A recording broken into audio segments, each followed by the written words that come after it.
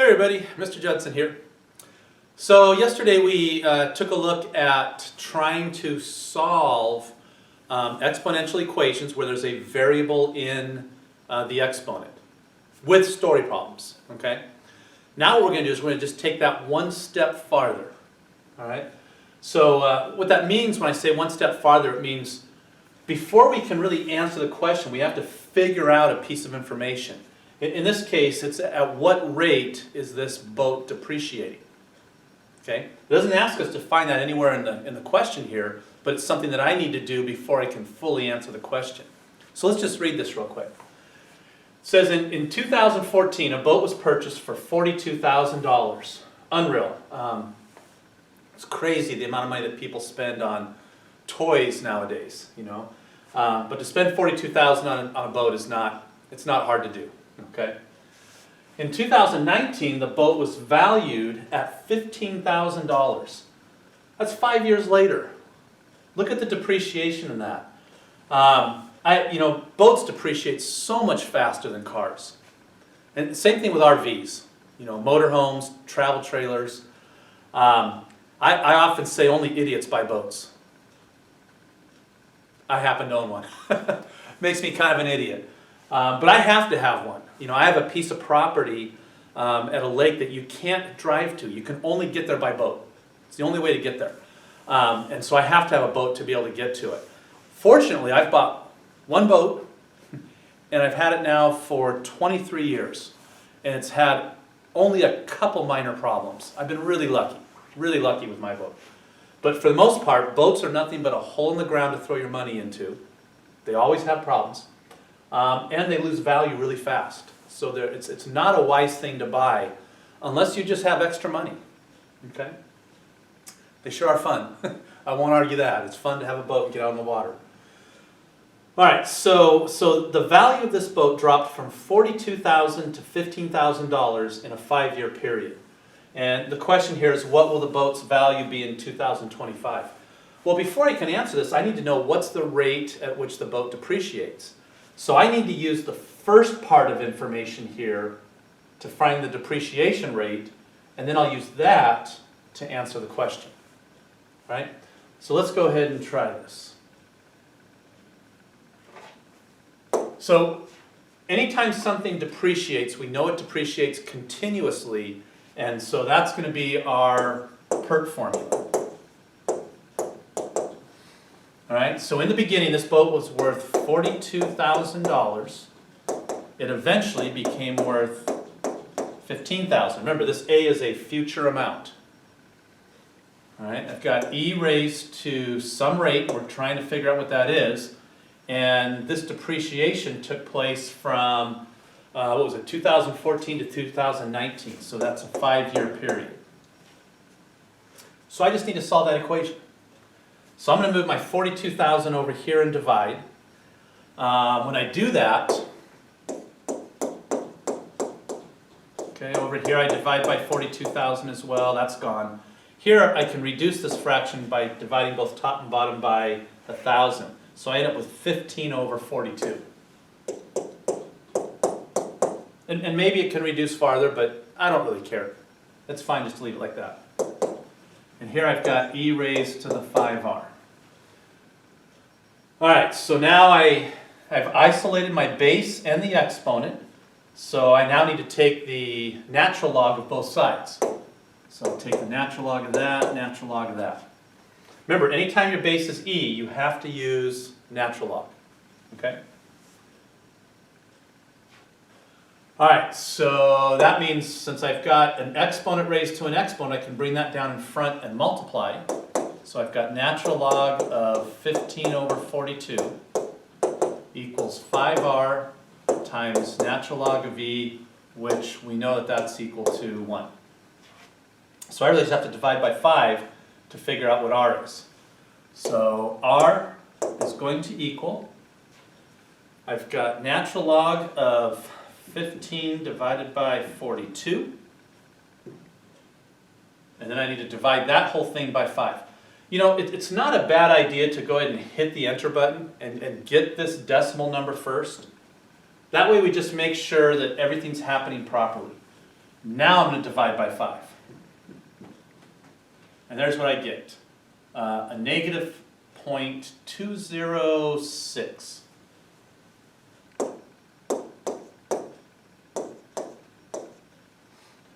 Okay, so that's 20.6% is the depreciation rate for this boat. And I would argue that on a lot of boats the depreciation rate is even higher than that. Probably closer to 27% would be the depreciation rate.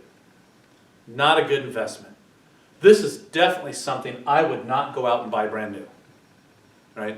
I'm more than happy to let somebody buy a boat at $42,000, go use it for 5 years, because think about it. How much use does a boat really get each year? We don't use boats in the winter or fall. Maybe a little bit in the spring, but a lot in the summer. You know, this boat's maybe been out 5 or 6 times each year. It's hardly even been used, right? Let somebody else take the depreciation. Okay? All right, so there's my rate. So now that I know the rate at which this boat is depreciating, I can do the second part of this. Question is, what will be the boat's value in 2025? So here's what I know.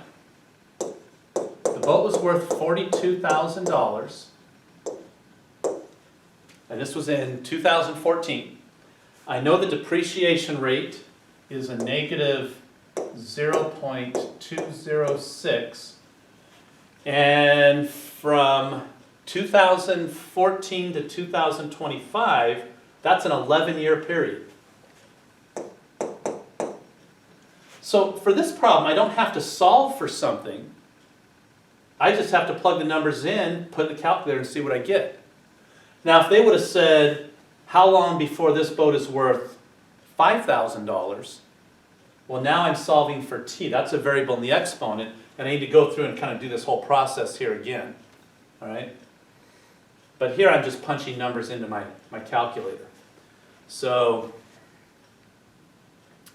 I've got 42,000 times e raised 2.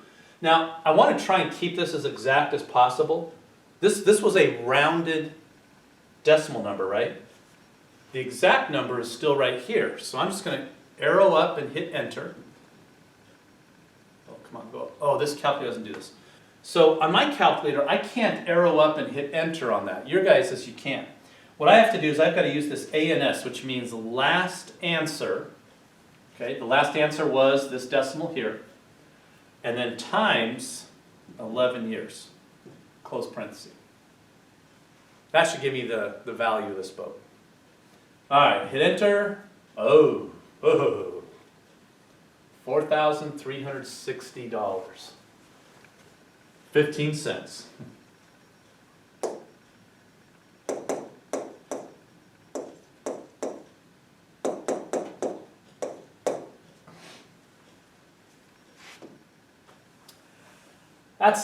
That's pretty sad that you go out and buy a $42,000 boat, and 11 years later it's worth that.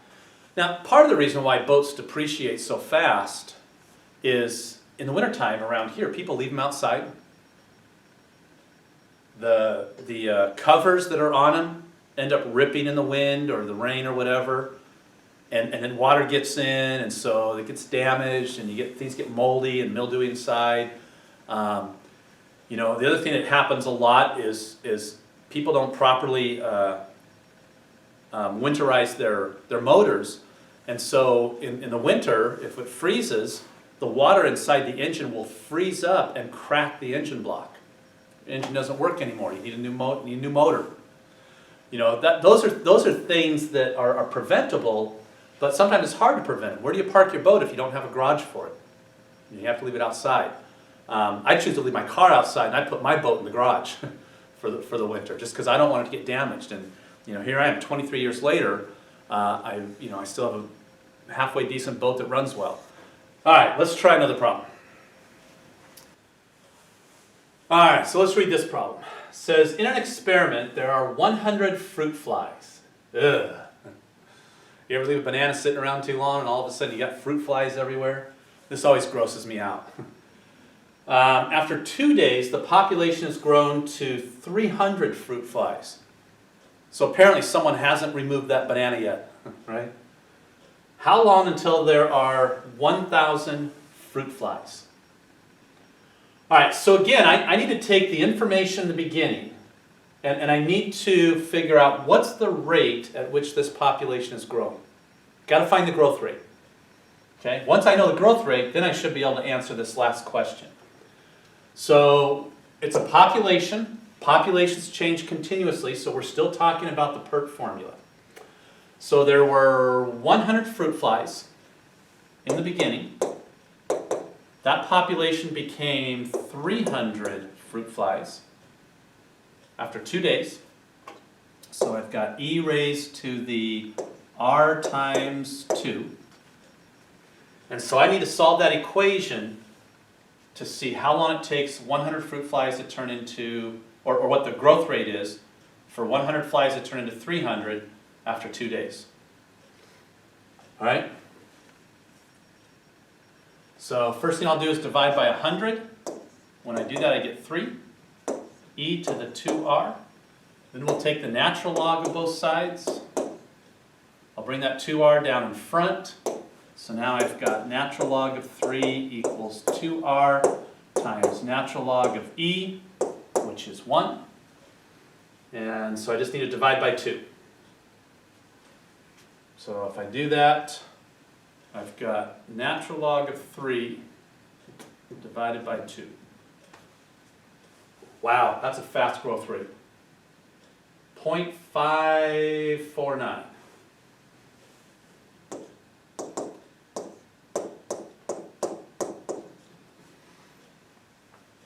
That means this fruit fly population is more than doubling each day.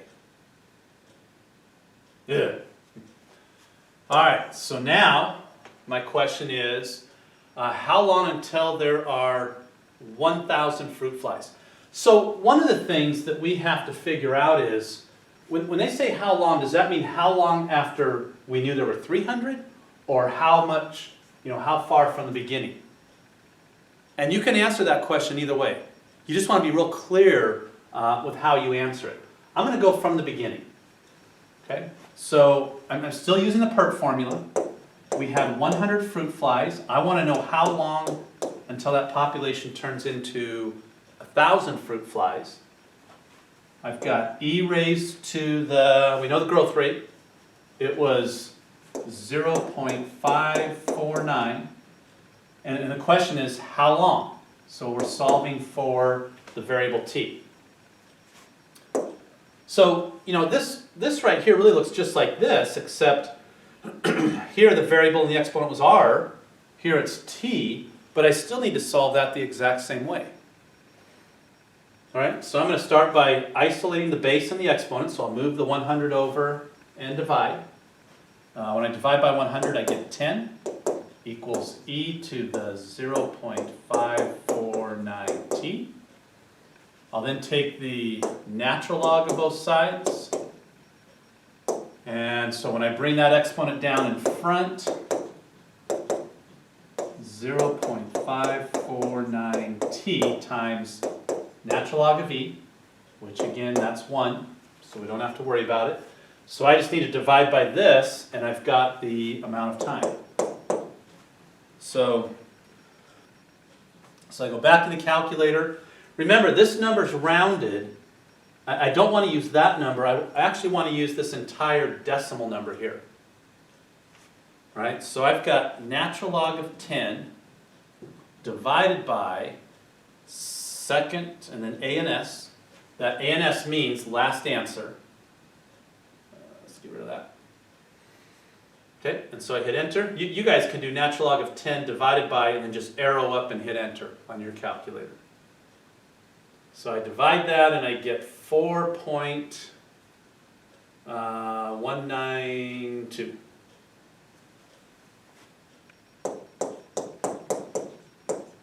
And I just thought, is this days or hours?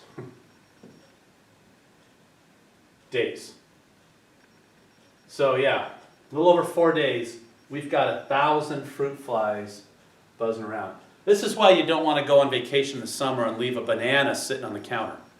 You know, it's warm, they kind of, remember it said that they decay really fast? You know, bananas, banana peels. Well, also those fruit flies multiply pretty fast. All right, so let's see, I'm going to say 4.192 days after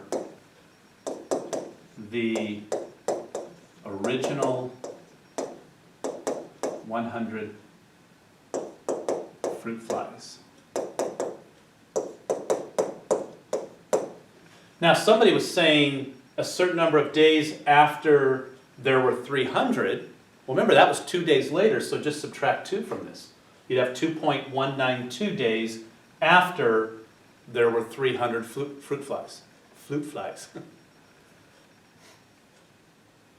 All right, there it is. We've answered that question. All right, one last problem here. So it says here that the half-life of carbon-14, it's usually abbreviated this way, is 5,715 years. I thought it was 5,780, but this is what this one problem said. How old is a bone which still contains 17% of its original carbon-14? Okay. So again, we have to first of all find the rate at which this stuff decays. Right? I got to go through and do that problem first. Once I get that, then I can answer this question. So this is another problem that's going to have 2 different pieces to it. So I'm first of all just going to take this first part. The half-life of carbon-14 is 5,715 years. You know, so what does that look like when I set up my PERT formula? Well, how much did we have originally? Pick a number, doesn't matter. I'm going to make it easy, and I'm going to pick the number 1. So half of that was remaining, 0.5, after this many years. So I've got E, I'm trying to find the rate at which this stuff decays, and I'm multiplying that by 5,715 years. Okay?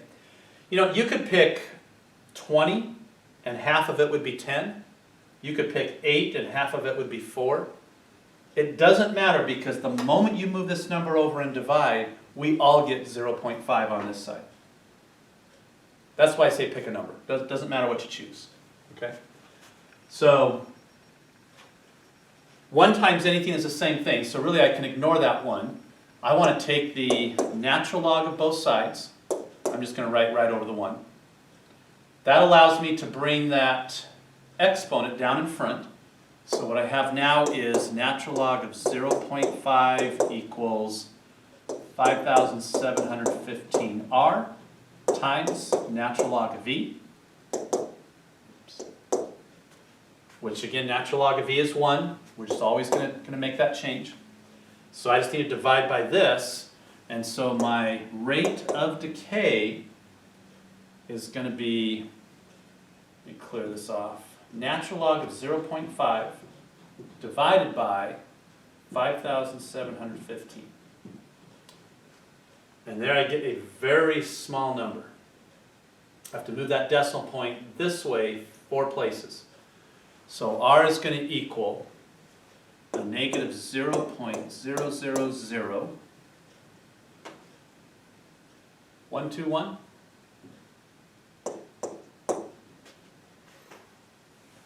There's my rate of decay, right? Negative because it's decaying. The stuff is disappearing into the ground. And so now I want to come over here, and my PERT formula is going to change a little bit. I now have a negative 0.000121 T. We know what the rate of decay is.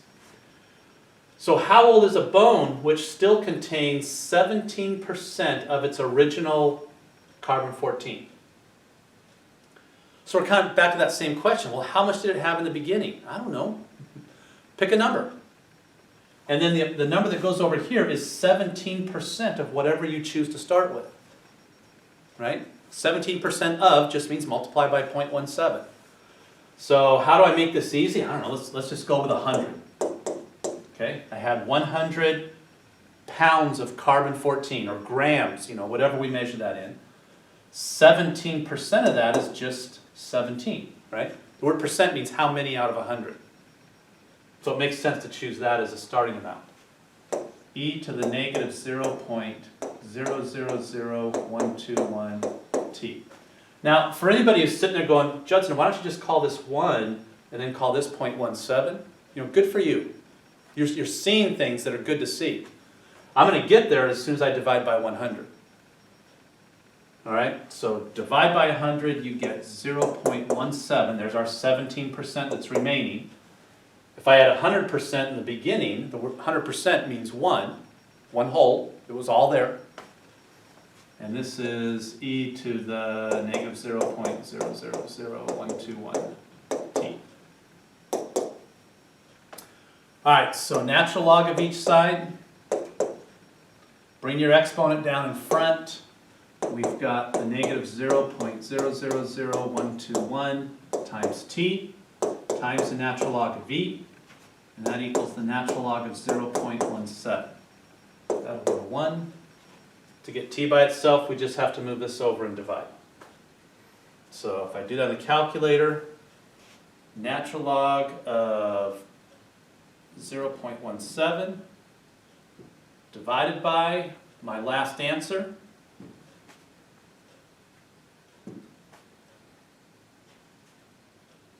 14609.79. 14609.79.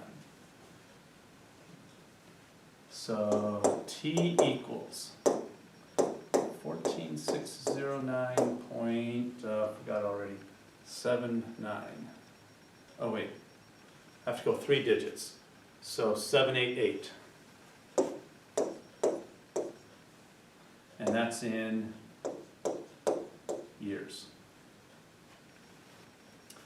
All right, so how old is this bone that has 17% of its carbon-14 remaining? 14,609 plus a little bit years. How do they determine that there's 17% remaining? I don't know. I don't know how science works, but they study the bone. I'm sure they scrape samples and they run a test, and probably some kind of chemistry test, and somehow they can figure out what percentage is left in a bone. All right, so that's what we have for today. This looks a lot like the work that we did on Monday and Tuesday this week, but we're just adding this extra piece where we have to kind of go through the problem twice.